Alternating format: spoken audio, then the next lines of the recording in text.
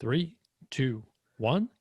Welcome to the Oh Brother Podcast. I'm your host, Dan Smith. Alongside me, as always, my brother from the same mother, Mike Smith. Hey, Dan.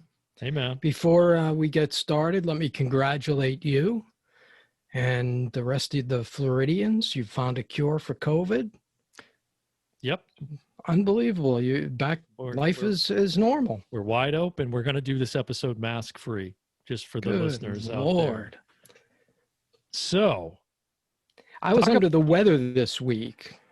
What Sorry about the weather? To interrupt you. Oh, you were. Yeah, I was under the weather, and now when you get sick, it's not like you just get sick. You get a little bit nervous, and you're taking your temperature 8 times a day, and it's weird.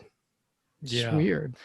Yeah, I mean, it's just stuff we're gonna have to get used to. I'm starting to think, I'm going to dial it back just a notch, because I think I've taken it to the extreme, and that's not healthy either, because then you're just in a constant state of anxiety, and it's just not healthy. It's just not healthy. As long as you're being safe and smart, I mean, that's all you got to really. It's all you can do. It's all you can do. It seems like wearing the mask is the number one thing. Yeah, and that was rough. I was out last week and I was wearing it, and it was like 1,000,000,000 degrees. Yeah, I can't imagine like being at Disney. Brutal.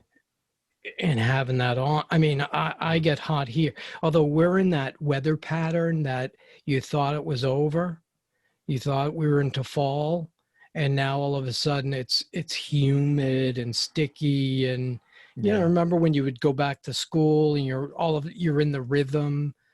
And then you get hit with this heat wave. They used to call it Indian summer. That's probably it's not politically correct. Not appropriate to say. I was going to say Native American summer. Yeah. You're having a heat wave, tropical heat wave. So talk about a game time decision. This was, again, another 2-3 pivots, and we end up on a movie we were going to do anyways, just not necessarily today. For two people who game out a month in advance, right? This is maybe the second time we're literally on Sunday, because we were scrambling because we were going to do Tenet. That was the plan, but neither one of us felt good enough about going into the theater quite yet. Right. So, but we're still within our week time frame. So it's September 27, 2020. Yep. And we're talking about Full Metal Jacket, which just brand new release. The 4K. Yeah. Yeah, that's nice. So this, what was it? Just Wednesday? Did this come out? It came out Thursday. Thursday. Okay. Yeah, which is odd. It's usually Tuesday, but that's right. Yeah, it came out on a Thursday. And I've watched it like 2.5 times in the last couple of days. Whole thing. I've had like no sleep in the last 2 days. You remember when we first talked about this maybe a couple of weeks ago, and you were like, man, it's so long. It's 3 hours. I know. Why did I think it was so long? I thought, until I looked at it, and I was like, Dan, it's under 2 hours. I was convinced it was like a 9-hour movie. It seems that way. I mean, it seems like a longer movie than 2 hours. And I think it's just, part of the filmmaking. It's just, it's broken up into 2 parts. And I think it's something, right. I think it's something that actually this film gets criticized for. It's that second act, if you want to call it that, which we'll talk about. But so it was nice to revisit it again. You had mentioned, let's do this one as kind of a nod to Dad, which I can't say I knew this, obviously not a surprise to me, but you said you must have had conversations with him about this being his favorite film, or at least in the top whatever. Yeah. What do you remember about that? Well, I don't know if he had a favorite film, but if he did, this was right up there next to it, or was it? Because if it came on TV, forget what else was on, he would start watching it. And I would walk by his room, Mike, come in here for a second. Look, this is just how, and it would be a little conversation. I said, Dad, you told me that last time you watched it. And then I bought it, for him on Blu-ray. Yeah. And I would still walk by the room, he'd have it on TV. And which would always drive me crazy. I'd be like, Dad, I have it. You don't have to watch commercials. So to explain it just a little bit, because I don't know if we mentioned too many details. We've obviously referenced that a few times on the show, but he was, for a guy who didn't see active combat, right? Actual combat, which thankfully didn't, because I'm not sure A, if he would have come back, and B, if he did.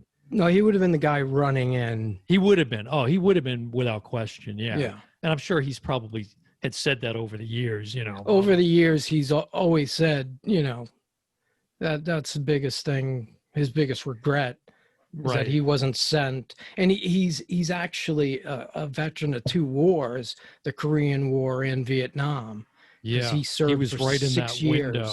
Exactly. I was talking to Mom about it because I was trying to get a little bit of as much as she could remember, and it's a lot of details from a long time ago. But do you know offhand? Was it she was thinking 1954? He enlisted.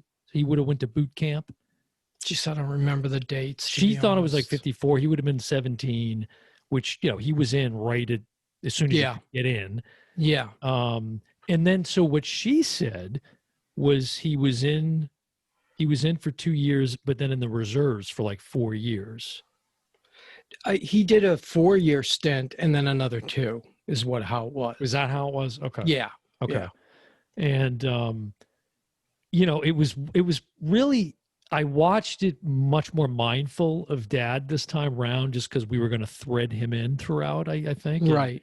And to think that he was at Paris Island and went through all this is just, I have a newfound respect that I already had anyways, but, and then I feel like Dad went really easy on me because you did, you had out. a different upbringing than, we're split. We have 2 older and 2 younger. Yeah. And there was a total different disciplinary level for the older 2 than the younger 2. And I think this was just Mom and Dad got older and they just were like, yeah, by the time I came along, like Dad was tired. And although I can tell you a story, in watching this, again, it explained, again, this is stuff we already knew, but it explains so much. I mean, it was such a part of his DNA, and especially the last, what would you say, at least the last 10 years of his life. Everything, like the house was adorned and everything Marine Corps, and he would order from the catalog. Oh yeah. I mean, stuff all over the joint. Those catalogs come to me now. Do they still come? Somehow they flipped. I think I ordered something. I always get a new Marine flag every year. Oh, right, for the outside. So I get all his stuff, Well, he was, there's well, I'll wait because we'll get into the film. So I thought we can try the way the film's laid out. There's the kind of part 1 story, sort of episode 1, episode 2. And, before we get into the film, let me get one story about that. He was the tough guy. And growing up, 6'2" was a big guy. Now, I don't know what they put in the water, but I'm practically, a little person because it's the hormones in the meat and it's steroids and all people that. Are just bigger. They're huge. But he was the biggest guy in the neighborhood, and he was always, muscular and just naturally. I mean, he really didn't work out. He was just naturally muscular. Yeah, Mom was saying the other night, he was so fit and trim back then. And, yeah, right. But he was a mechanic by trade. And there was a 7-foot kid that was a punk, like typical punk. Oh, this is a legendary story. I love, I always tell a story about him. And, Dad fixed his car. And a lot of times, and people will relate to this, you get your car fixed and then you drive away and something else breaks down like a month later or a week later. It's got nothing to do with the other thing that was fixed. It's just, hey, cars get to a point. It used to be you'd hit 60,000, your car would just start falling apart. Yeah. So that happened to this kid. Dad fixed his car.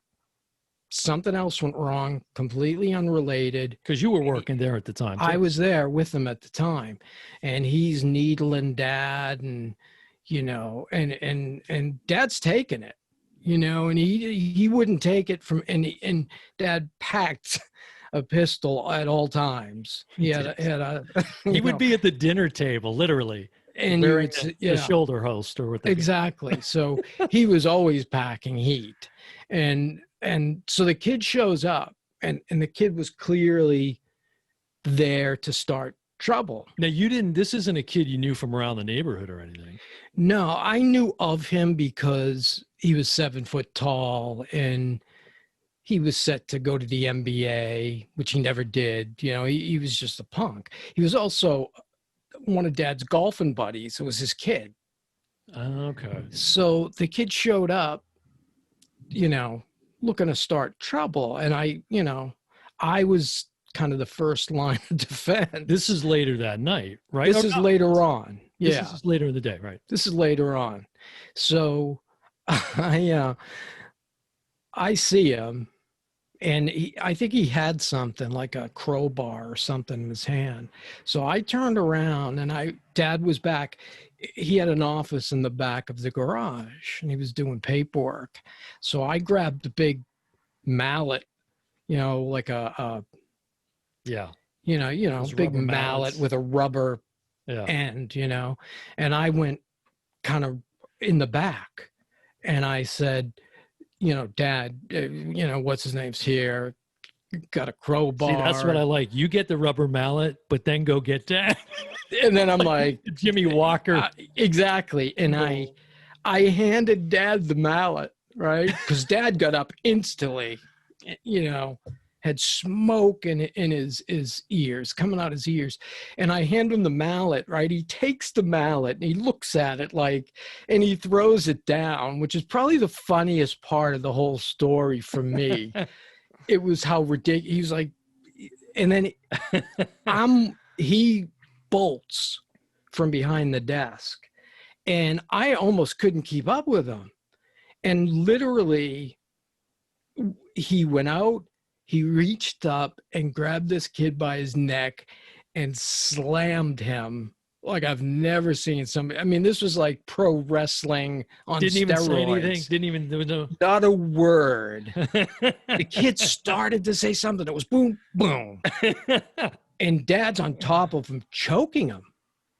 And the kid's turning blue. And I started grabbing Dad because I thought he was going to kill the kid. Right. And, he finally, he let go. He kind of shrugged me off like I was a fly. And then he got up and he says, "Get that piece of shit off this property now.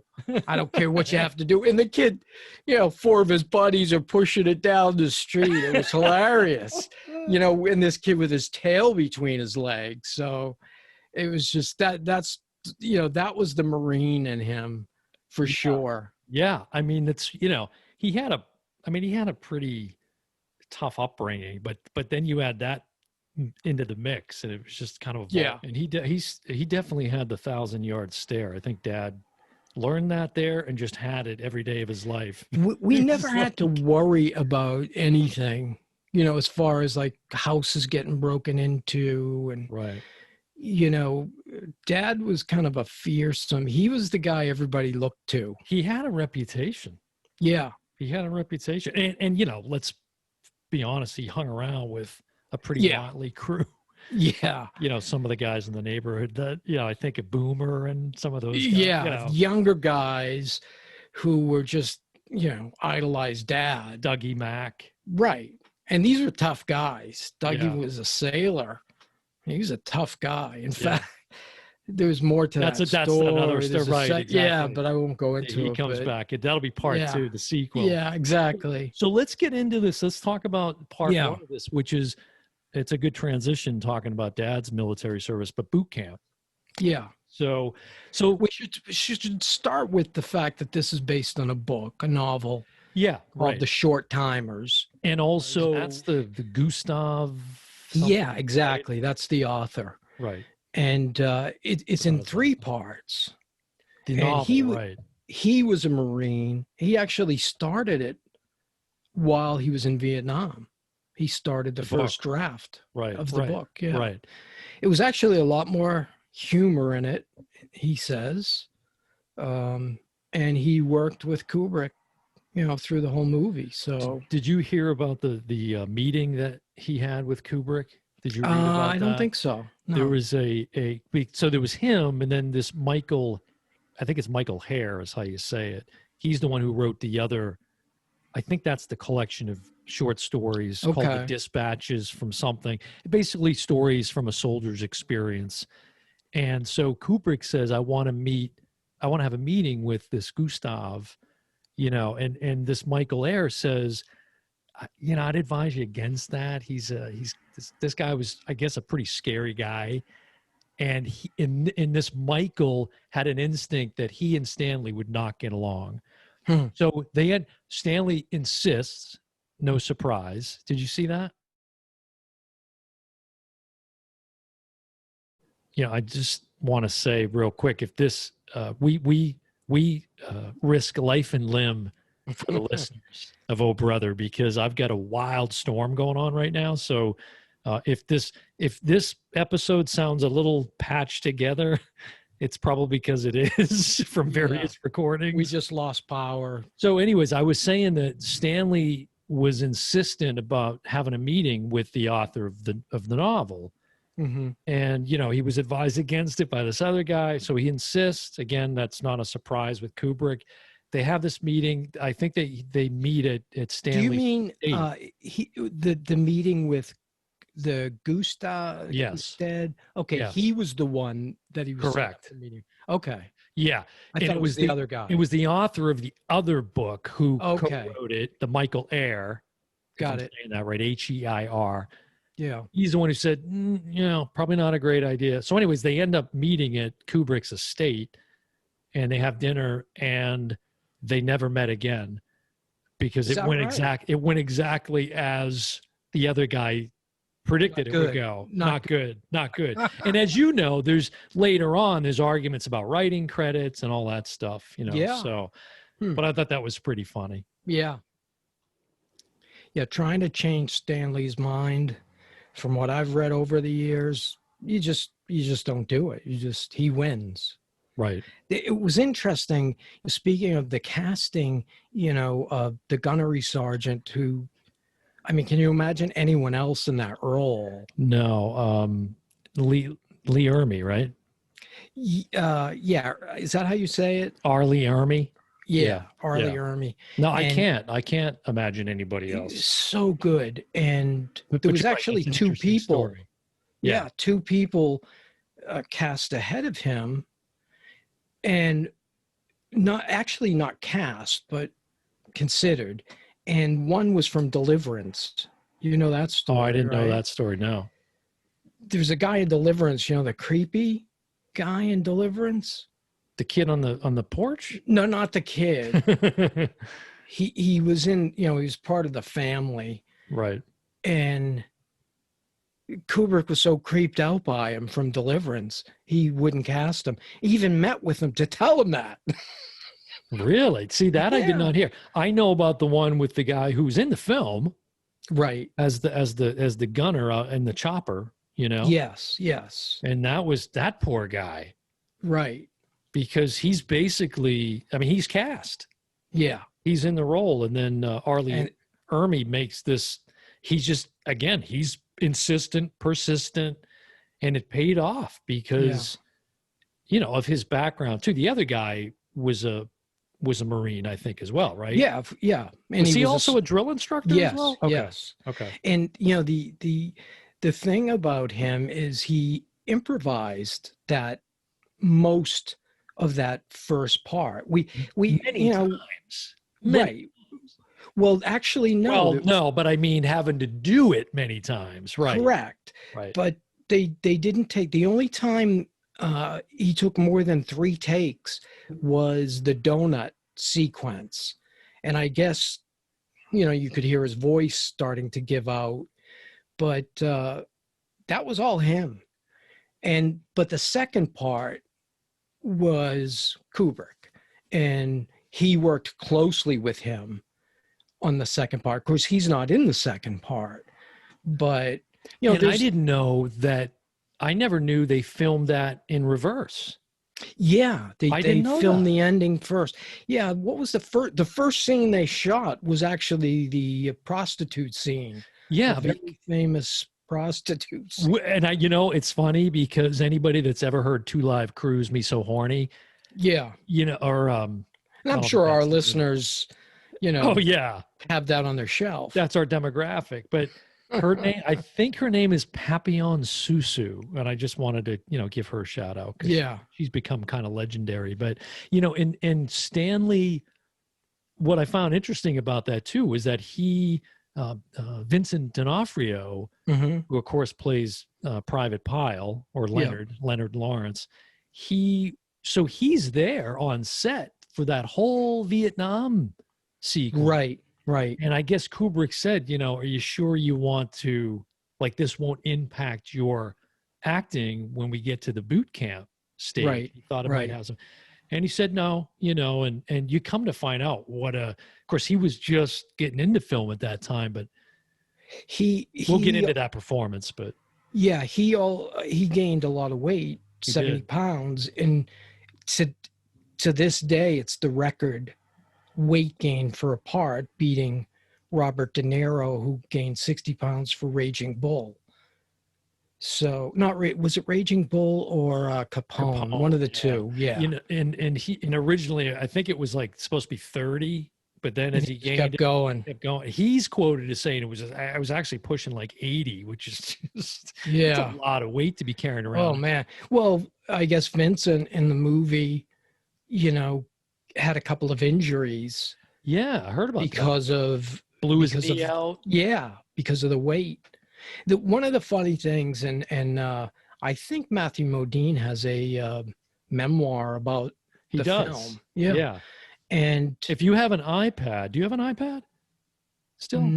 Yeah, I do. I have one of the minis. He basically on set, he was carrying around a journal because he was a journalist in the, when he got sent over to Vietnam, right? He was a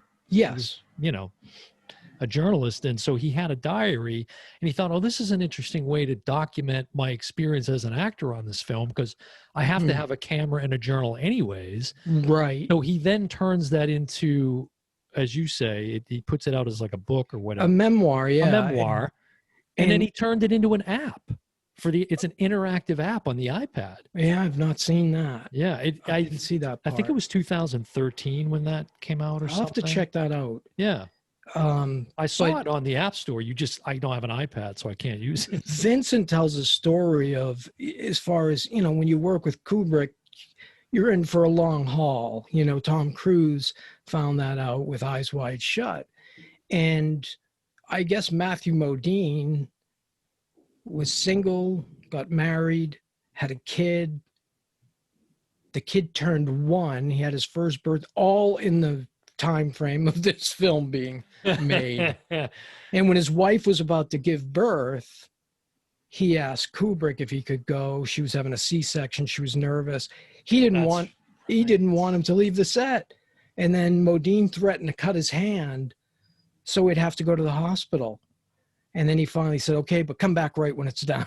That's a great story. And Vincent D'Onofrio in one of the commentaries, because I watched both the Blu-ray and the 4K. Oh, nice. And Vincent D'Onofrio says, and he's right. I think, with so much time in between films, I think you need to take that kind of time to put up on screen with this guy. I mean, this is a master class. And it is. The term filmmaking, when you think of Kubrick, he's a filmmaker in every sense of the word. And I guess, you trace it back to his experience as a photographer with Look magazine, as I discovered, and all that. And yeah, but just nobody can set up a scene like he can. It's stunning. It's stunning. I can remember teaching, film class, and I would use this one, and obviously The Godfather, some others, about building tension. And with The Godfather, it's always the scene with Michael about to shoot Sollozzo and the cop, which is our buddy Sterling Hayden. Now that I'm a big fan. And every time I watch The Godfather, I know what happens. I've seen it 100 times. I still get tense and I'm on the edge of my seat. I know what's going to happen. Yeah. The same when the ending sequence with the sniper turns out to be a woman, and the guy basically guns her down, and then they're surrounding her and she's still alive. Yeah, and that's brutal. The tense, there's a sequence where he shows all the faces. He goes around the that actually happens twice. Yeah. It's kind of almost a callback stylistically anyways. Correct. But the second time he goes around, but then he stops on Modine. And it's a great bit of acting and an incredible bit of directing, because you can hear the voices of the other guys. Come on, do it. Yeah, you'll be a killer. And he's debating in his head whether or not to shoot this woman or to leave her there to die in agony. And she's asking to be shot. Yeah. Shoot me. And she's just a kid. The reaction on Modine's face when he pulls the trigger, it goes from, to something totally different. Well, and this is not a film about war. It's not about Vietnam. It's not, and there's a lot of good commentary, literally, on the Blu-ray disc. I don't know if you listen to the commentary, but one of the guys on the commentary, it's not one of the cast, but maybe someone to do with the production or a biographer or something. He talks about the moral ambiguity that Kubrick,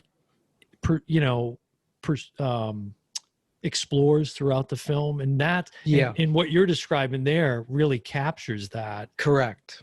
And you see that throughout. I mean, the scene where they're at the grave, I guess, of these Vietnamese, whose bodies lined up in this pit. With lime. Right, which actually Kubrick and his daughter are in that scene. Did you know that? I didn't know that. They're uncredited in that scene. She's there on the edge of the embankment, right, rolling a camera, documenting it.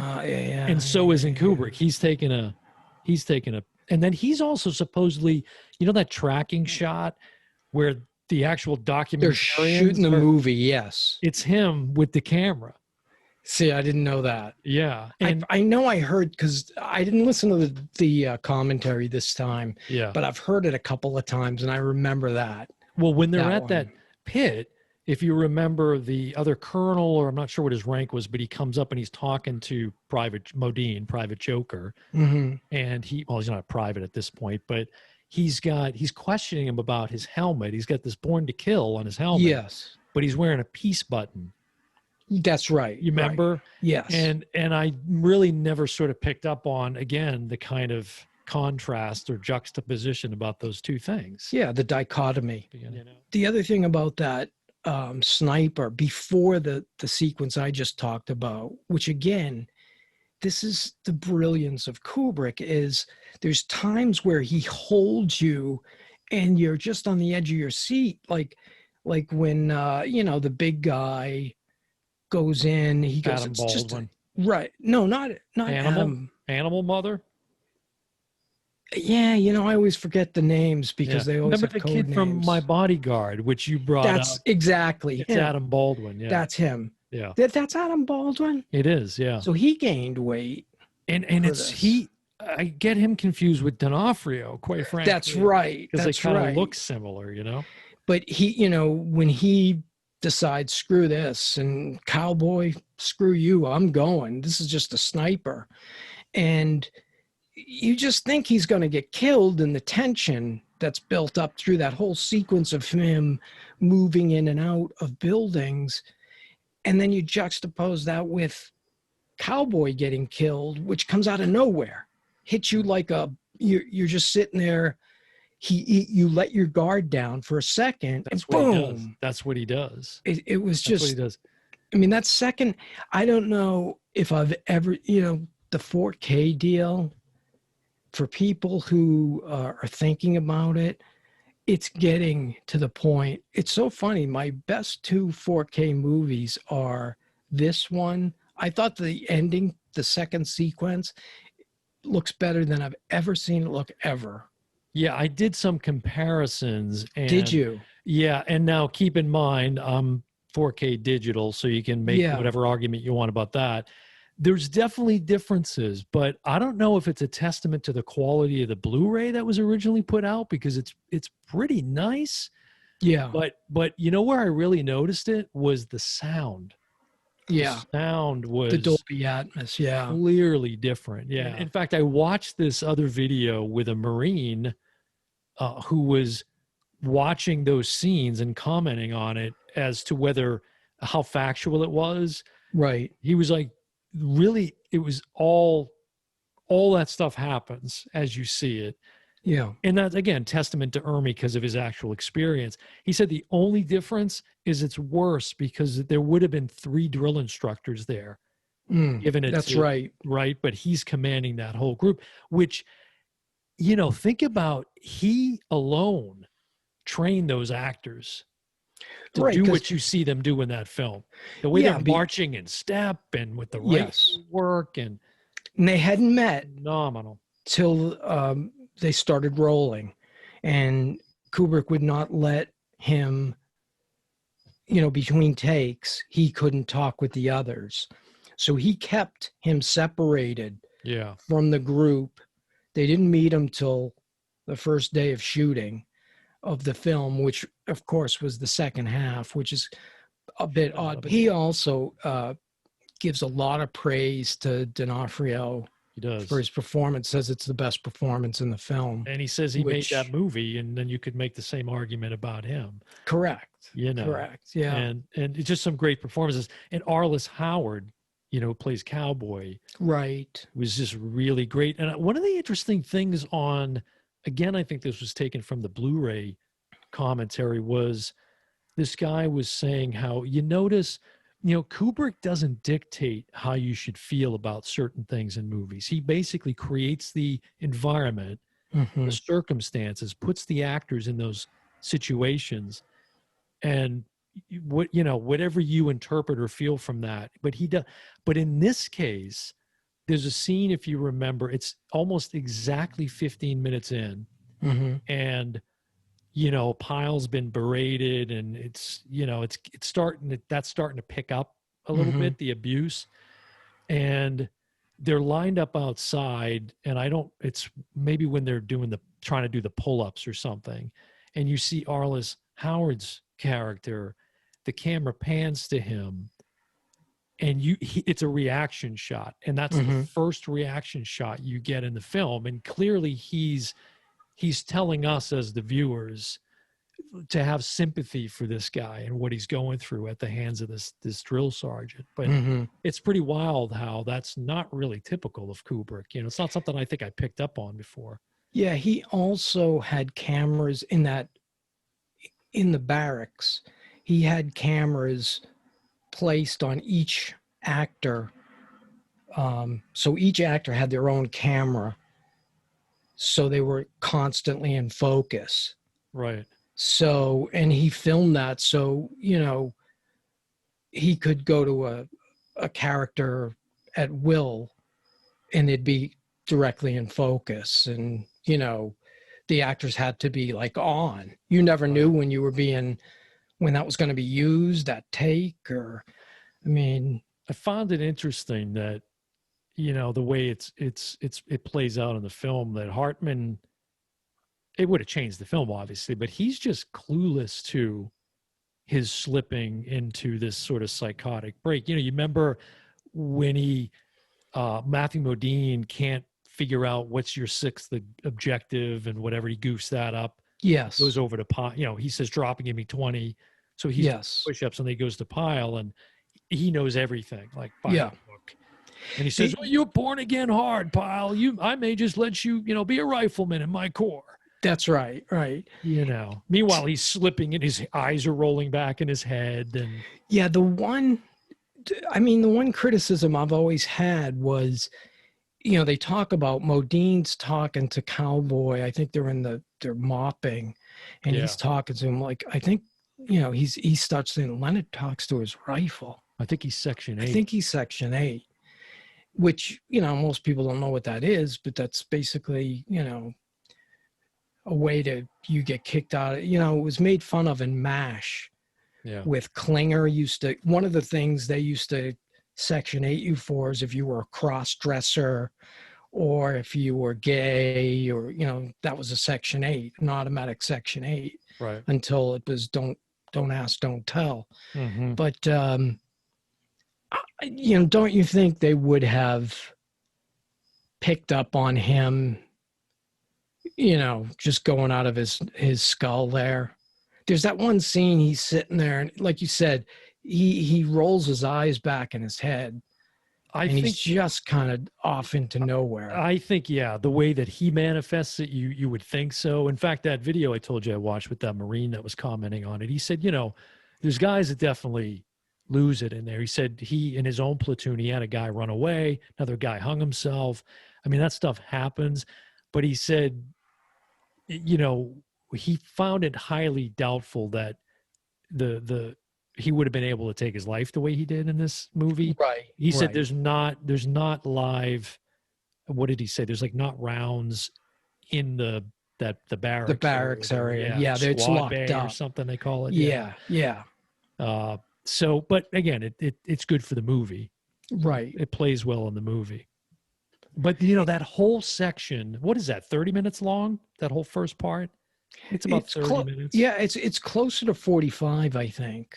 There's just, again, if you want to get into film or study film or go to film school or something, I can't tell you the symmetry and the way he sets up shots are just like mind-blowing with some of the imagery. It's incredible. The colors, everything. When I taught film appreciation, I used to say to my students, here they were in film school. And I would say, if you really want to learn film, get yourself these movies. And I would give them a list of movies. I would say they all have commentary tracks. Learn right from the guy that shoots it, the guy that, has reached the, pinnacle of this profession.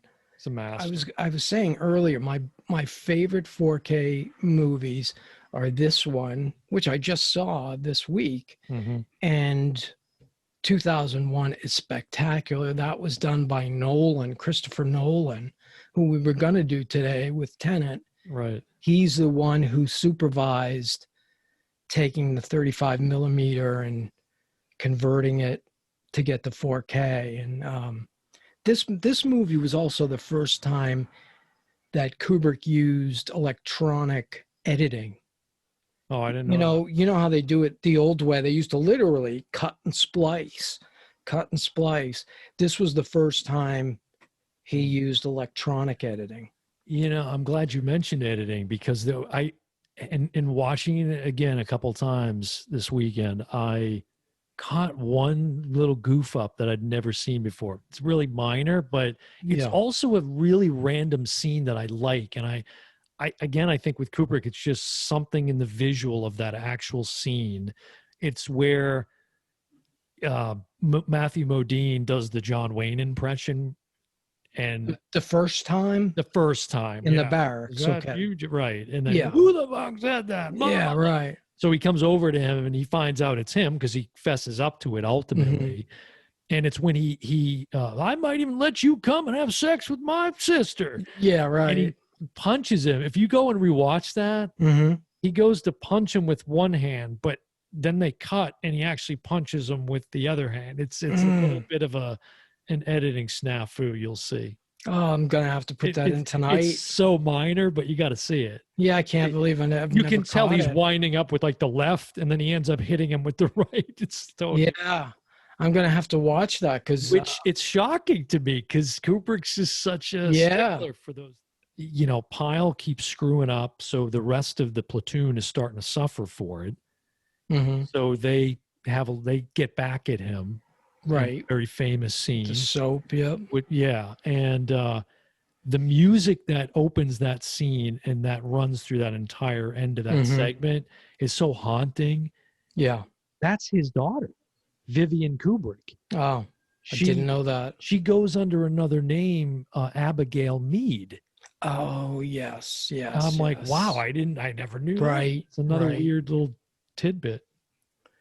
So let's talk about what are your thoughts about that second half of the film? Well, you know, I think I already hit the high points for me. Yeah. Which you talked about the sniper scene. Yeah, the tension and the cowboy's death and just the look of it. Just did you hear that? I've got like a hurricane. You've got a murder dying. To me, you know, it's you get two movies for the price of one. Whenever I think of watching Full Metal Jacket. Now I can remember seeing this when they re-released it at a small theater here. I think it was a Kubrick marathon, and I went and I saw this again. Yeah. And it was maybe the 20th anniversary, I think is what it was. Yeah. And you know, I can remember kind of feeling like it dragged when it got to that, you know, and again, it's criticized by a lot of people. Right. That beginning chunk is so powerful. Yeah. You kind of feel like, but I looked at it differently this time. I was really, you mentioned the tension, the buildup. Yeah. Just the, as D'Onofrio points out, you know, a movie like this now, particularly this one, in some of the locations, in the effects, and well, they're not effects, it's real stuff with the helicopters flying in, big explosions, and that would all be CGI now. Right. You know, so you really, and they feel the heat of those explosions and but that kind of filmmaking is right. It's kind of going away if it's not already dead. Which it's hard to believe with the money. You know, that was weird looking. Did you look at the money for this? I did. Yeah, surprising. It was, what was the budget? It was like 30 million. And it didn't win any awards, which sort of surprised me. Yeah, and they didn't release it internationally, which I probably can see why. You don't want to stir things up at the time it came out in 87. Yeah. But it only, you know, it made 64 million. That's not, you know, 87. I would have thought it would have done a lot more. Well, if you don't own this film, pick up that 4K. Pick up the 4K. Well, I would just say, kind of, you know, closing out, that D'Onofrio, and I've quoted him a lot tonight, but he says, you know, the joy of, and I felt this way too. I said, geez, you know, a film like this would be so good to not have seen this yet and to see it for the first time again, you know. But as you pointed out earlier, seeing it again, it's still the tension and the power and the emotion, and it was all there for me again. It's riveting. It's riveting. And you know, the 4K always, as they come out, it's given me an excuse to watch movies that I love. Yeah. And, you know, really looking forward to The Godfather Part 3, which we did a whole thing about, to see what Francis Ford Coppola does with that. Because that's going to be in 4K. They're taking it from the original 35 millimeter shooting. So I'm excited to see that. That's going to be great. So, I mean, I wish we were looking forward to his next film. I know. It's such a damn shame. I picked up Artificial Intelligence, which I still haven't seen. I mean, again, it's kind of, it's the closest you're going to get to that next movie. But Eyes Wide Shut. We'll have to do one on that at some point. Yeah, definitely. I think that's another one we might have to say why you should love Eyes Wide Shut. Yeah, because a lot of people don't understand it. It's a real mental workout. Even, there's debates with, famous movie critics over. And it's a really graphic movie too. Yeah. It's very graphic, which, he didn't like violence. If you can believe that. He was, if you think films, he really, there's a scene. Oh, it's actually, the sniper you talked about, that whole scene where Modine, and he eventually does what he does, but it was supposed to end, or that was supposed to be followed up by Adam Baldwin's character of Animal, lopping her head off and throwing it out the window, the building. And if you watch it again, and you'll see the whole time he's wearing a machete on his back, and that's why. But it never, Kubrick just thought it was gratuitous and just over the top. Well, he also cut a scene where they were playing soccer, and it turned out what they were using for a ball was a head. So, and again, that was a little bit too much. You know what it was? It was 2001. I'm sorry. It was A Clockwork Orange, where when it was released in the UK, I think it was, he had a lot of the violence edited out of it. Yeah. He just if you see Paths of Glory, that's more about pacifism. So, I think you'll like that. And he didn't a lot. And he didn't like to travel either. Another little tidbit. No. Which is part of why he did the film in England. Yeah, and one last story about Kubrick in this film was, he was location scouting in England, and he was with his wife, and they're driving around, and he got so caught up in this one location that he was going to use. He's like, yeah, I'm definitely using this. That he drove into a ditch. Yes. Truck turned over. That's right. He kept talking about the location. You know who was with him? No. Ermey was with him. Oh, was he with him? Yeah. And is that the accident? No, okay. Well, that's what's crazy is, and I was just saying we forgot to mention this, but R.Lee Ermey, so he's in the car with Kubrick, which you're talking about. He drives into like a 6-foot ditch. Right. But he gets out and just keeps talking about the location. Yes. Like nothing happened. But no, Ermey, as you know, got into his own car accident, broke all his ribs on one side. Yes. Was out of commission for like at least 4 months. Shut the movie down. Right. And they were ready to pull the plug. And I believe now that I know this, they were going to bring that other guy back in to play the role. Yeah, and you can see decided to hold off or whatever. Yeah, when he comes back, you can actually see, the side with the ribs broken he's not moving that arm at all. If you really look close. Yeah. Some wild things that went on the set. Yeah, it seems like there's a lot can happen. 3-year shoot or whatever. Yeah, that's true. That's true. This one guy says, he said 18 weeks. I know it's never 18 weeks. Right. 18 months. And 18 weeks, that's like, that's a long Most movies are like 30 days. 30 days, yeah. Well, tip of the hat to Dad. And this one's for you, Dad. This one's for you. And if you haven't seen this film, you gotta, you lucky bastard, but go out and see it immediately because it is an absolute classic of cinema. Yeah, and we should warn people because I put this in for Mom last night. I said, we're going to do this on the podcast, and we're doing a tribute to Dad. And she said, oh, really? And I said, yeah, it's one of his favorite films. I can't believe you put it on for her. She said, oh, I'll watch it. She said, are you going to watch it? I'll watch it with you. And I said, well, I'm going to watch it later. She said, well, I'll watch it now. And I put it in, and as I'm walking out, I'm going all kinds of expletives. Yeah. And Mom looks up at me and she says, I don't think this is my kind of film. She'll never come back on the show again. Yeah. All right. Well, this is bad. That's going to do it for another episode. I've been your host, Dan Smith. Alongside me, as always, my brother from the same mother, Mike Smith, and we will see you next time. Semper Fi, everyone.